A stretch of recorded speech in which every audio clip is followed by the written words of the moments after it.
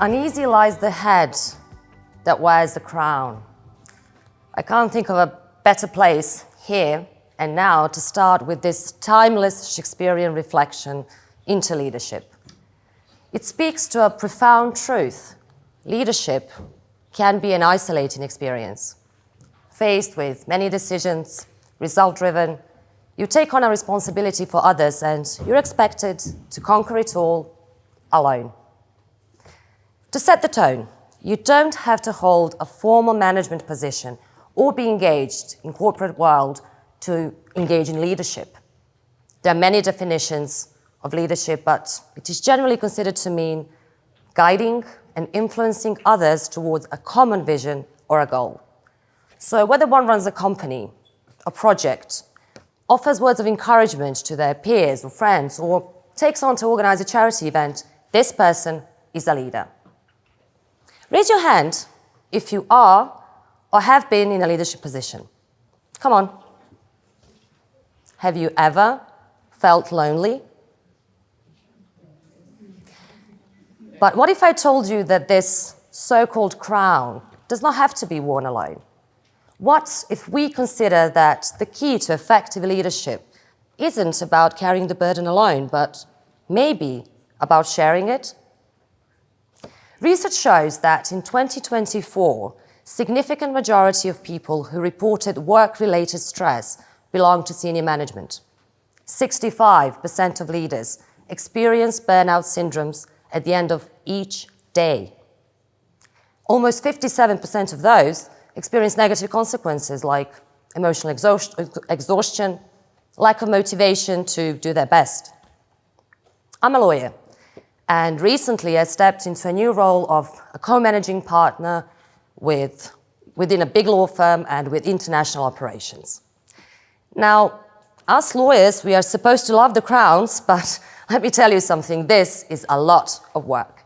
I still have to provide legal advice to our clients, but also manage our team, deal with HR matters, finances, creating budgets and targets, monitoring financial and operational performance, external output, build our firm's reputation amongst the team, our clients, peers, and competition. This means simultaneously wearing several different hats and at the same time being a mother of two, a spouse, a daughter, a friend, trying to live a life outside of law and office, and this is something us lawyers are not known for.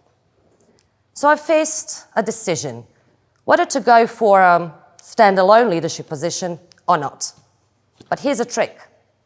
There is a third option, one that not many people consider or are even aware of: co-leadership. Now you might think co-leadership, that sounds like a headache, but there is a twist. It allows you to distribute responsibility, to collaborate, to engage, and different ways of leveraging different perspectives and skills.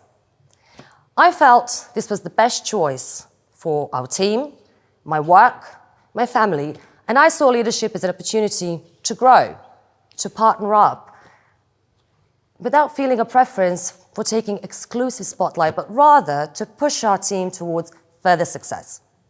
It wasn't easy, and I certainly didn't expect that I would have to defend my decisions, but I've decided to live by the principle, let your choices reflect your hopes, not your fears.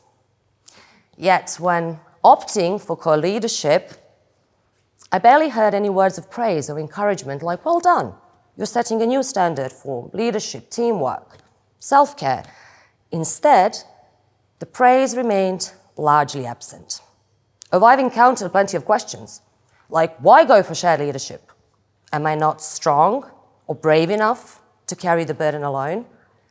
Is it a sign of weakness or inadequacy to share the position, and with a man?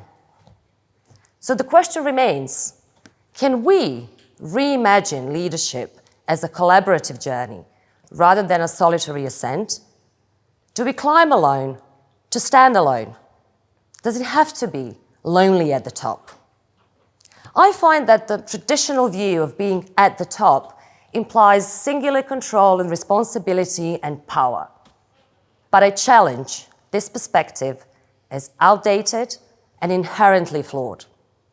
I challenge this stereotype for three main reasons. One, leadership is not about standing alone. Two, ego should never outsmart you. And three, leadership is not the top. It's a continuous journey.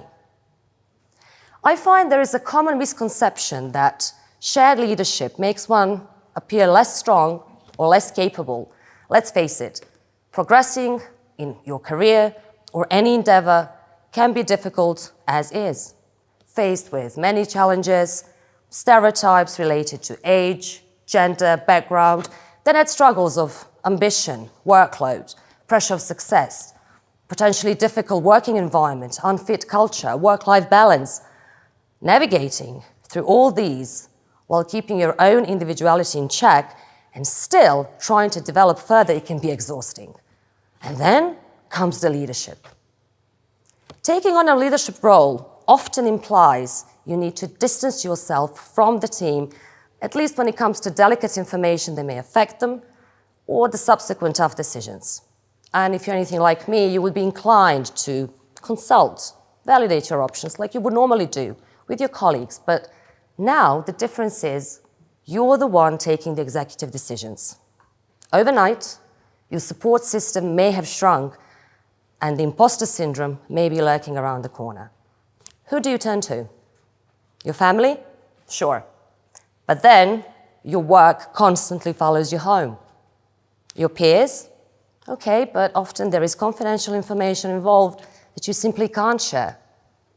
Your team? Well, you're the one making the decisions now, and you might as well have team members who simply think, this is above my payroll.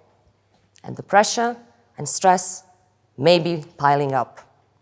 So, why should anyone have to prove their strength by carrying the burden alone? Strength doesn't lie in isolation, but in the ability to build effective partnerships and leverage different perspectives. My choice to share was not a sign of weakness, it was a strategic move to enhance our team's capabilities and balance my own aspirations. The value of sharing extends far beyond mere distribution of duties. It introduces a rich tapestry of perspectives and skills. Each partner brings different strengths to the table, creating a mosaic of insights that can drive more innovative solutions. Consider how varied experience and expertise can ignite new ideas. One partner may excel in strategic vision, while another may have deep operational insights. Together, they craft strategies that are both visionary and implementable. One partner may be more sympathetic and emotional, while other more pragmatic. Combined, the solution they offer will be balanced. This fusion of strengths creates an environment where ideas are tested from multiple angles, and this makes them more resilient and more adaptable. By embracing partnership, we create a space where different strengths converge to forge a more vibrant, effective, inclusive path forward. And this amplifies creative synergy. Diverse viewpoints challenge conventional thinking. It is never just about balancing the workload. It's about enriching the experience itself. Also, the value of sharing and shared leadership can be found in cultivating the culture of collaboration and mutual respect.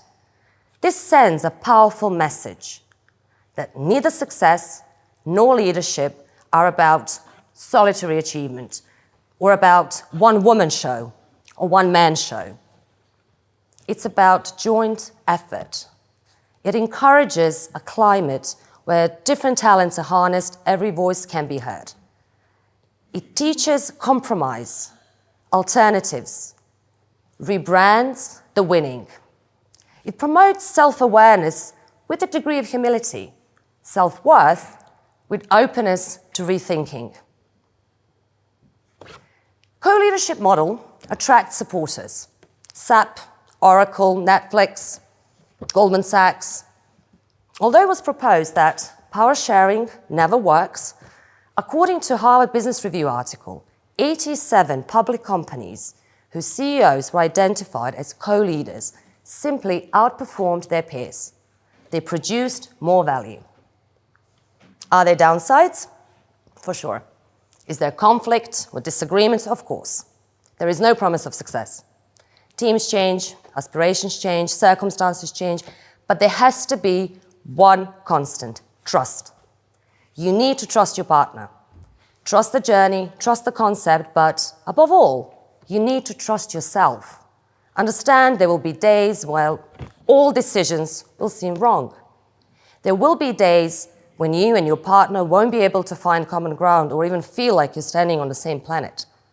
There will be days when you will question decisions and motives of your partner, whether the commitment is true, choice shared. Those are the days when you need trust. Trust yourself. Trust your choices. Don't ever let ego or doubt take over. To paint a practical picture of the good, the bad, and the ugly of co-leadership, here's a recent example. Not so long ago, I had a disagreement with my co-leader over, wait for it, seating arrangement of our team members. Now, I thought that the last time I would be disagreeing over seating arrangement was my wedding. And on the other side were my mother, hi mum, and my mother-in-law. But there I was. And we discussed for days. It may seem silly now, but there were some heated discussions, and we were on the verge of discussing things like who has a say, power of instructions, support of the team, authority, some powerful words that can undermine the entire concept. But then we faced an actual challenge, tough negotiations with our business partners, and we were reminded of why we made this choice. It can be difficult. If there is no flexibility and no dedication on both ends, it can be very difficult. But if there is, any difficulties absolutely outweighed by having someone to lean on, to consult, to share the dilemmas, someone who's actually in your shoes. Also, it helps prevent the imposter syndrome and the burnout. It can work if you're both dedicated, if you have complementary skill sets, if you have unified stand, clear responsibilities, all leading to a much more positive approach to divide and conquer. And if you leave ego behind. Loneliness at the top is not an inevitable condition, but a choice, in my view, one that reflects a narrow understanding of leadership. By embracing collaborative leadership, we create a space where diversity can thrive in true sense. Leadership is not about standing alone at the summit. It's about the climb, pulling others up, having them push you up, growing together. Let us rethink what it really means to be at the top and recognize that true leadership lies in shared vision and collective strength. This is my challenge to you today. Is it really lonely at the top? Does it have to be? Or can we choose to embrace a new way of leading? I encourage you to reflect on your own leadership journey. It's about owning up to your decisions and standing tall before uncertainty. Are you choosing to lead alone? Or are you open to partnering and sharing? How can you redefine success to include true teamwork at every level and different perspectives? Let us embrace a new way of leadership that celebrates partnership, collective achievement, and the ability to take vacation. Thank you.